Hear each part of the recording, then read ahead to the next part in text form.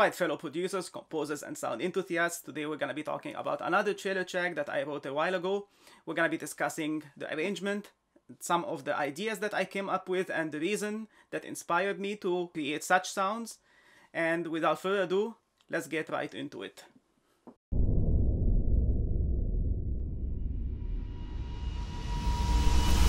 Alright, for the intro, I started with writing a simple saw pad.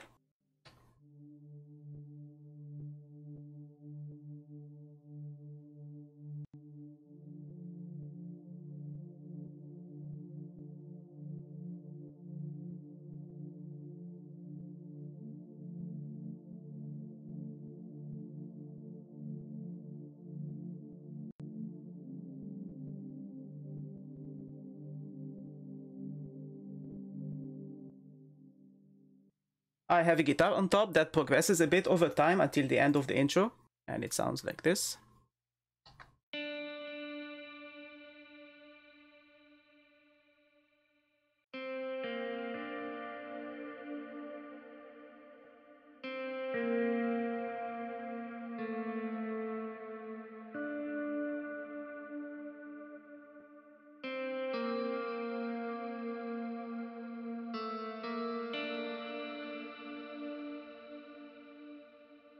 And I ended with an automation for a cleaner cut.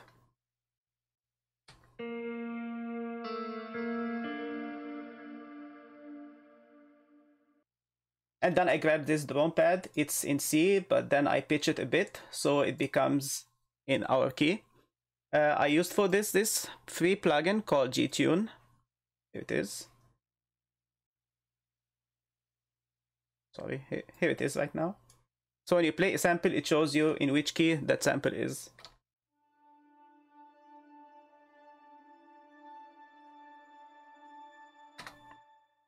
And then I use 3 more drones because each one of them has a different feel and different tone in it. This one.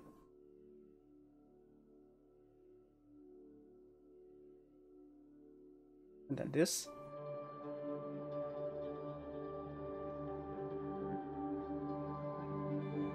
And then this pad as a transition. And this pad comes in the end. So, I mean in the second half.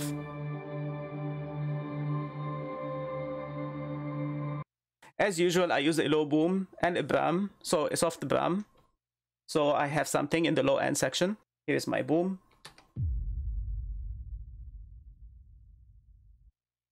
And my bram.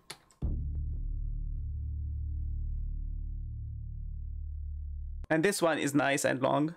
In the second part of my intro, I play the low string section here. It's not doing anything special. I'm just playing the same note. It's repeating over and over. Just this part in the ends. It adds more notes to create more tension as usual.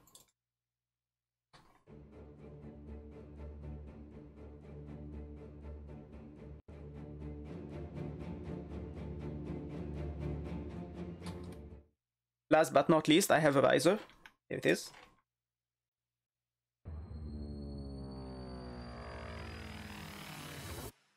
And that concludes our intro. Let's play it all.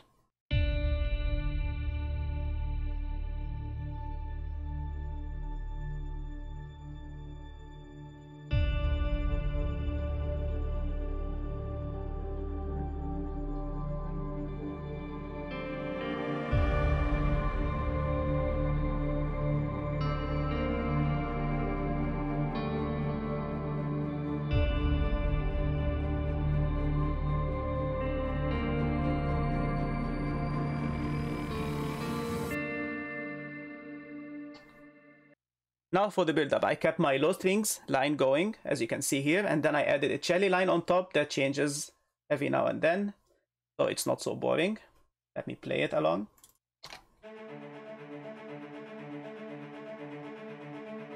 And as you can see, it increases the velocity.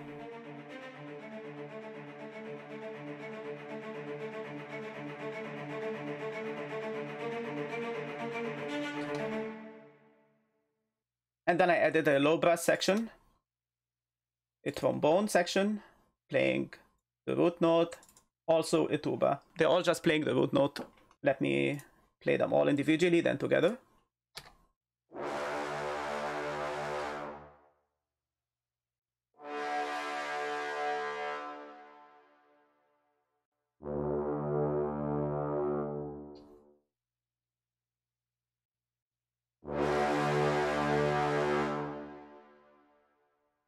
And then I added a Bram sample and a pulsing bass line. Here's the Bram.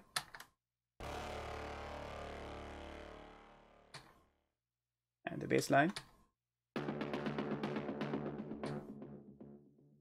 In the second part of my build-up, I introduced the sub-bass. It's not fully in yet. You see I have here an automation volume. It controls how much the volume of the sub-bass line is going. So it becomes fuller until we reach the end of our build-up. Here's the sub-bass. You're gonna need headphones for that probably.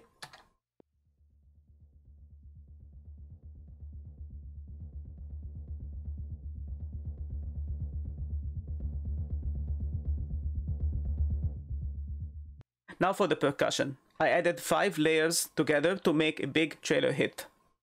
So here's a metallic hit. And a thin organic hit for some extra sizzle. Just a very normal hit. An acoustic but a distant hit. So it's more in the background. And a short tight kick for, you know, that boom. And here's my custom trailer hit.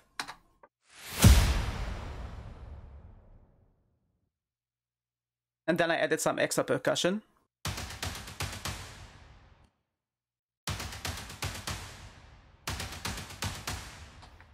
And I added this whoosh in between. Just for some texture, you know. Now, a few days before composing this trailer track, I watched Spider-Man Into the Spider-Verse. It's a great movie, by the way, for those of you who still didn't watch it. And there was this character called the Prowler. He has this sinister tune, or this sound effect. Once you hear it in the movie, you know he's there, he's lurking, he's doing... I'm not gonna spoil anything. But that sound effect, it sounded like a tuned down ship horn or something like that. I'm not sure, or some elephant. I'm really not sure. But listening to that sound effect inspired me a lot. And it gave me that idea to incorporate into my track. Let me just show you the sound first so I can give you an idea.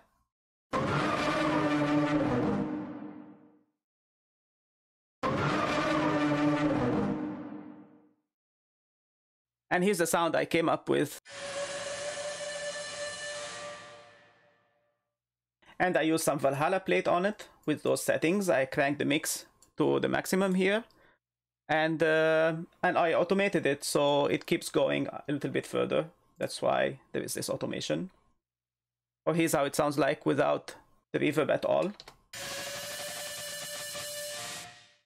It's too much in your face. You can't really mix it this way. And then I use the long riser here with some volume automation, so it goes as usual louder, a transition effect, and this roll here. We play everything individually.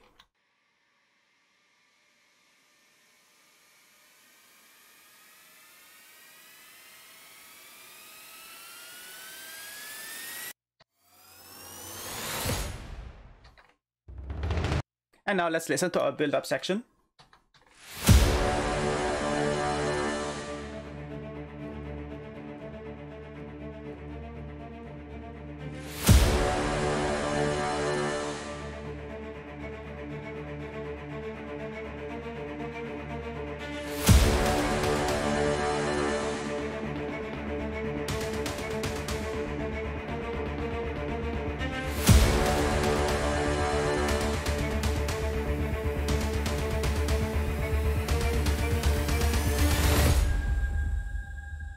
And for this transition, I wanted to add some more excitement and anticipation.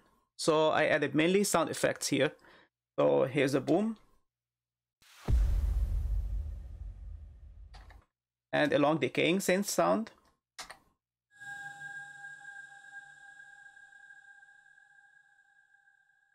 And I have this downer in the middle.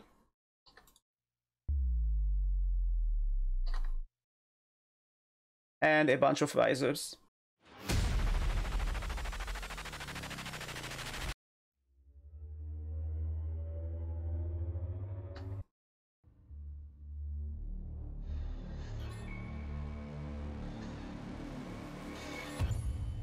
and this riser and that roll as well.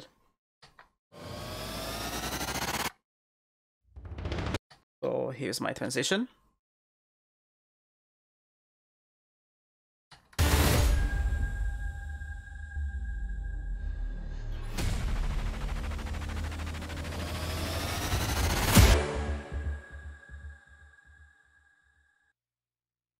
And now for the first climax, the sound idea starts to unfold. We have sort of a chord progression going on here. I added a violins line playing a very simple melody actually.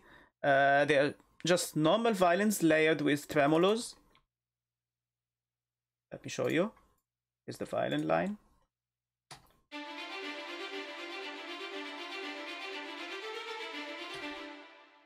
And here's the tremolo line.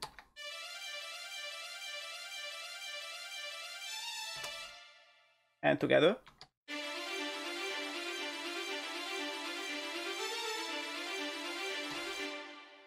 So that effect where I play the violins with the tremolo on top, I didn't come up with this myself actually. So I heard this advice in a composer roundtable meeting, and that's hosted by Dirk Ehlert. It was a nice meeting where some of the composers just chilled together and they talked, and I'll just leave a link to the description below. And here's my developed cello line.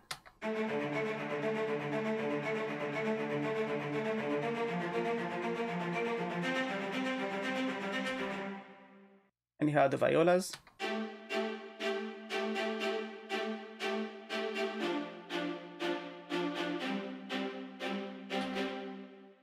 And my low string section.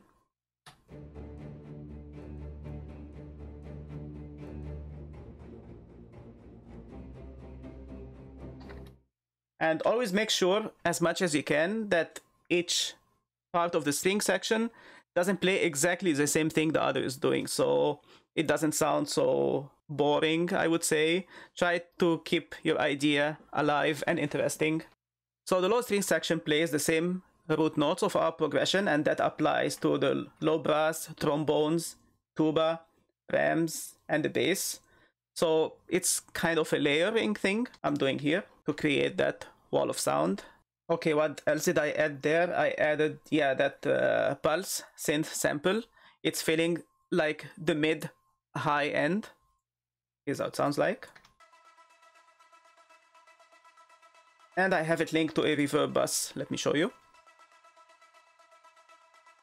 Here's our synth, and it's just linked a little bit to the reverb, not totally. And then I got a different percussion for the rhythm.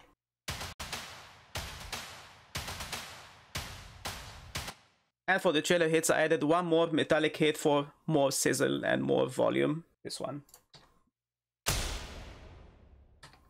And I have this whoosh effect between every bar, and I have this roll effect between every 2 bars. And sometimes comes this transition effect. Let me show you everything. So that is the whoosh. Sorry. It's very subtle, the transition. And the roll. And I don't play the whole sample, I just cut a little bit here. So the tail of it doesn't clash with the rest of my hits here. And I kept the ambient signal here. Let me show you. It was this effect in the transition, this one. I thought it would be a nice addition in the climax. It's just a little bit louder. And I added this signal on it for more depth. So together they sound something like this.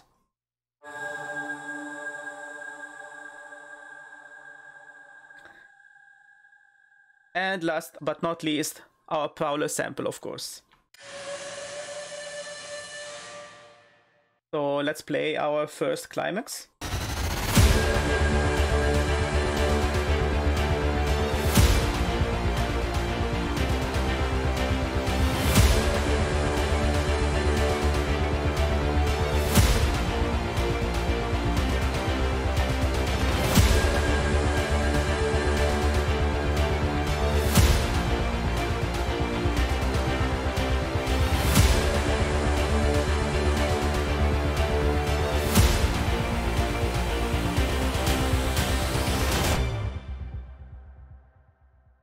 And then I needed a little break to add more tension and to build up more. And that's the key to writing trailer music. Always bring tension. So I introduced a downer. It's kind of a more violent downer because we already have established the climax, so it's fine to go bigger. And I have this riser. Another kind of riser. And this reverse sample as well. And I have this fill, a percussion I made as well, with a lot of reverb on it. And here's my transition. So for the second climax, I decided to break the pattern a bit without deviating too much from the original idea. So most of the normal composers would think, you know, hey, this is the second climax, I should cram more things, I should make it bigger. But you know what they say, less is more. You shouldn't always add things when you can.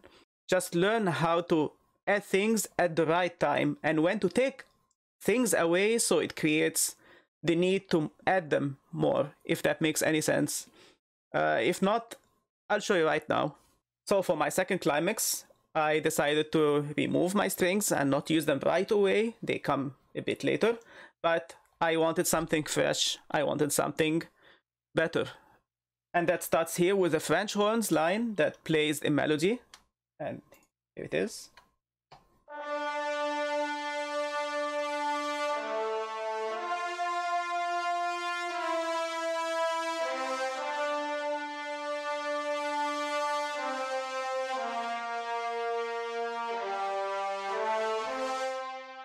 And the mod wheel, of course, so we have a bit of movement and it doesn't sound like a robot is playing it. We're trying to put a bit of human element, I would say. I added a trumpets line.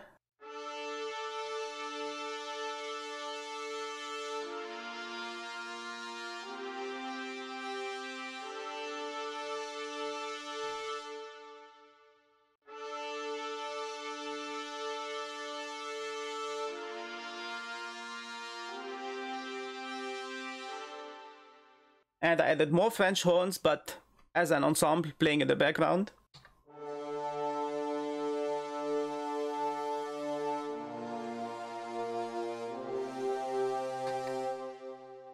And I doubled up on the octaves in my low brass section.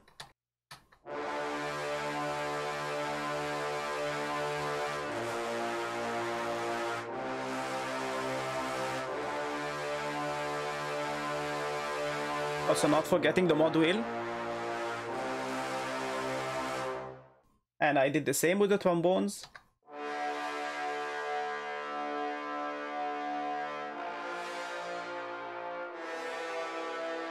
Not exactly the same melody, so there is the variation going on. The tuba stayed the same, and I add women and men choir. It's sadly too much for my CPU to handle, so I had to bounce or freeze the track. But here's how they sound like, both of them. Now let me play together the women choir.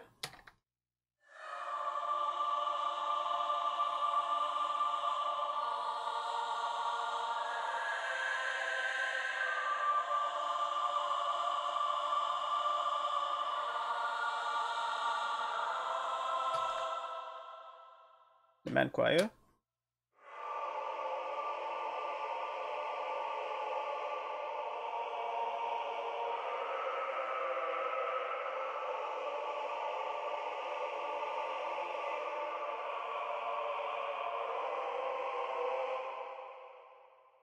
For my second part of the climax, I added my strings again. They are playing a different melody. They are trying to fit more with the theme, so they stay relevant and big.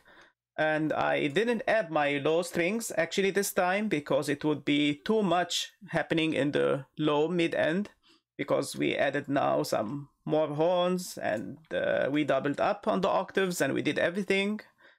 And the choir as well, so like I said, less is more, and don't overcomplicate it yourself. The more things you add, the more difficult it will be mixing it, and you're trying to avoid that. Otherwise, almost everything else is the same. I added just more percussion here in the middle. Sounds like this.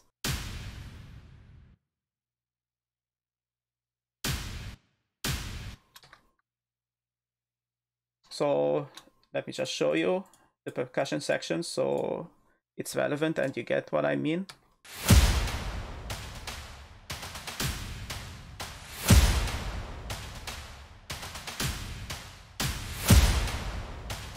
And some variations here between the sections.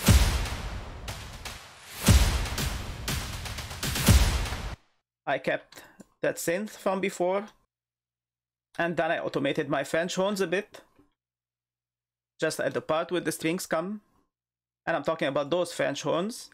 And I did the same with the other French horns I added here. They are a bit lower on volume, and I usually, when I want to automate my volume, instead of using the fader on the mixer, I like to play it safe and add a fruity balance, and I automate this knob. Let me show you the strings really quickly.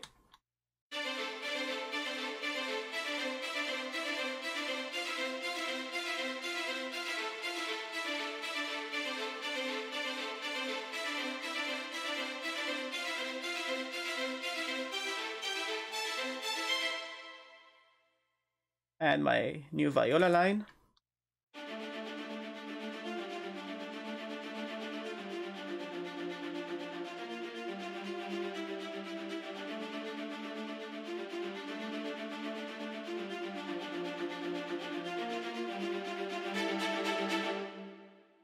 And of course, because we're by the end of the climax, I made these notes higher in velocity, so the impact is bigger. And then I added these head loops in the end to give more groove for our piece. I only have sound goodizer on them, some EQ, and I boosted the high end. And they are connected to the mixer here with these settings on Valhalla Room. I put the reverb here, and I have the mix on top. So I have the mix set to 100%, and then I can control from my sample here how much I want to send, like this. I can send all the way, or I can make it like the middle or something. So that's one way to do it. And I believe that concludes our second climax. Now let's play our second climax.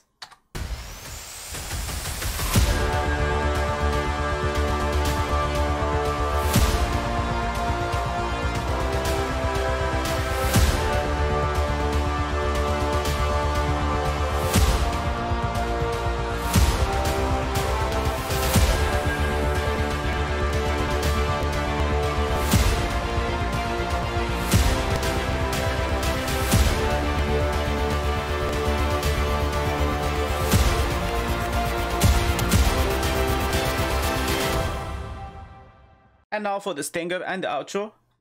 You get the concept of the stinger. If you don't know, I explained it in my previous tutorial. I can link it in the description below. Here I have my strings playing that line.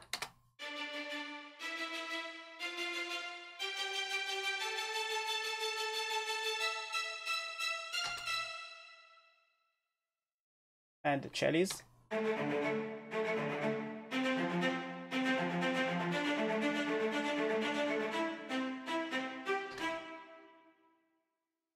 My violas.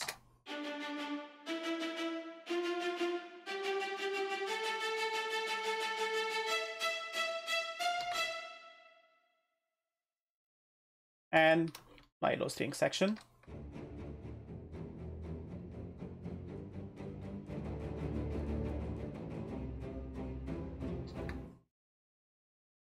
And here's how they sound like together.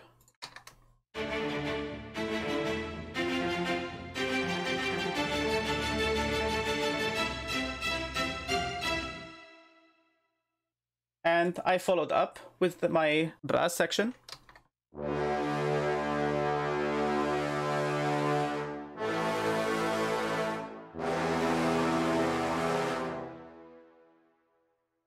And with my bass.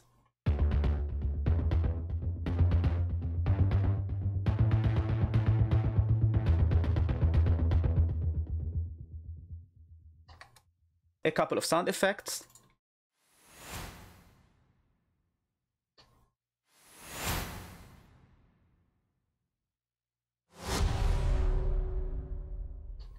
and a couple of risers.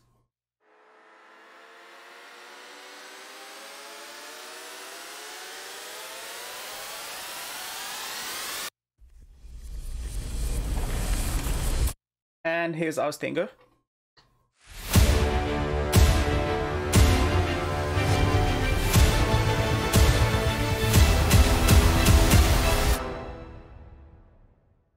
And our outro.